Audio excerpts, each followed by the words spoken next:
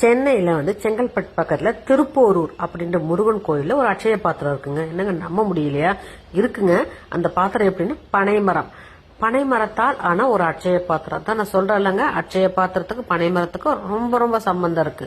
கற்பகத்தரு இந்த பனைமரத்துல தான் முருகப்பெருமான் சிலையா சுயம்புவா இருந்தார். இது மதுரையில இருக்க சிதம்பர சுவாமிகள் அப்படி இருப்பார். அவர் கணவர் முருகர் சொன்னாராம், நான் இந்த மாதிரி இந்த இடத்துல இந்த பனைமரத்துல நான் சிலையா இருக்கேன், என்னை எடுத்து பிரதிஷ்டை பண்ணி கோயில் கட்டணும் போது இவர் மதுரையில இருந்து இங்க சென்னைக்கு அந்த இடத்த பார்க்கும்போது பழைய பனைமரத்தினுடைய அடிப்பாகம் இருந்திருக்கு.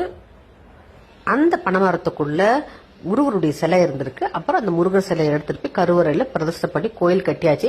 இந்த பனைமரத்தை அந்த முருகர் எடுத்த அந்த அடிப்பாகத்தினுடைய பனைமரத்தை அப்படியே ஒரு இடத்த கண்ணாடி பேழைக்குள்ள வச்சு அதுல அரிசி போட்டு வச்சிருக்காங்க. அந்த அரிசியில தான் எடுத்துதான் அவங்க முருகருக்கு நெய்வேத்தியம் பண்றாங்க. அந்த அரிசி இன்னும் அல்ல குறையாம வருதாங்க. நம்ம கண்ணால் பார்க்கக்கூடிய நவீன அட்சய பாத்திரம் சென்னையில உங்களுக்கு செங்கல்பட்டு பக்கத்துல திருப்பூர்ல முருகர் கோயில்ல இருக்கு. கண்டிப்பா நீங்க போய் பாருங்க. அதனால பனை மரத்துக்கும் அட்சய பாத்திரத்துக்கும் ரொம்ப சம்பந்தம் இருக்கு. பனை சம்பந்தப்பட்ட ஏதாவது ஒரு பொருளை வாங்குங்க, இல்ல வீட்டுல சமைச்சு சாப்பிடுங்க.